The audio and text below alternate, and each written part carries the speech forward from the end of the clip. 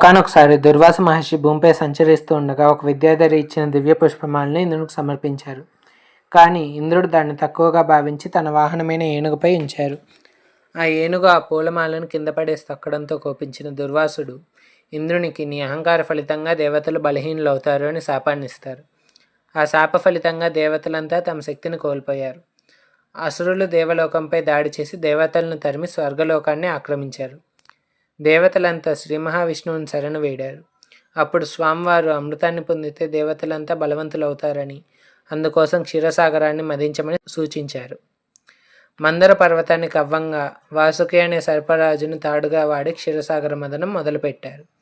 మందర పర్వతం మునిగిపోవడంతో దేవతల ప్రార్థనపై శ్రీ మహావిష్ణువు కూర్మావతారంగా అంటే తాబేలు రూపంలో అవతరించి తన వీపుపై పర్వతాన్ని మోశారు.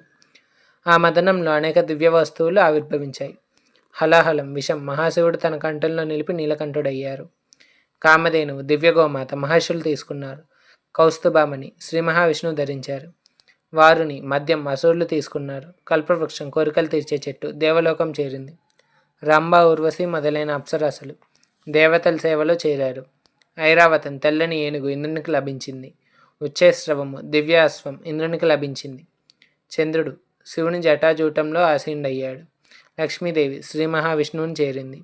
పాంచజన్యం శంఖం శ్రీ మహావిష్ణువు స్వీకరించారు. ధన్వంతరి ఆయుర్వేద దైవం చేత్తో అమృత కలశంతో అవతరించారు. అసురులు ధన్వంతరి వద్ద నుండి అమృతాన్ని దొంగిలించారు. ఆ సమయంలో అమృతం నుండి 4 చుక్కలు భూమిపై 4 ప్రదేశాల్లో పడ్డాయి. అవే హరిద్వార్, ఉజ్జయిని, ప్రయాగ్, నాసిక్. దేవతల ప్రార్థనపై విష్ణువు మోహిని అవతారమెత్తి తన అతిలోక సౌందర్యంతో వారి మేధస్సును మాయలో పడేశారు.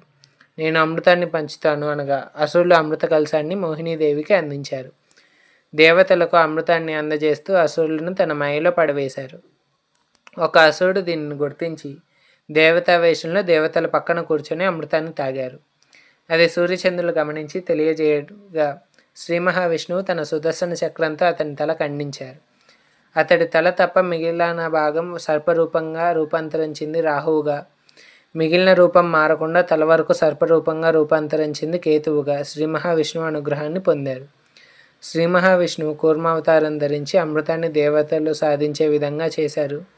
మోహిని అవతారాన్ని ధరించి అమృతాన్ని దేవతలు మాత్రమే పొందేందుకు అనుగ్రహం చూపారు. రాహుకేతువుల ఆవిర్భావానికి కూడా కారణమయ్యారు. జై శ్రీరామ్.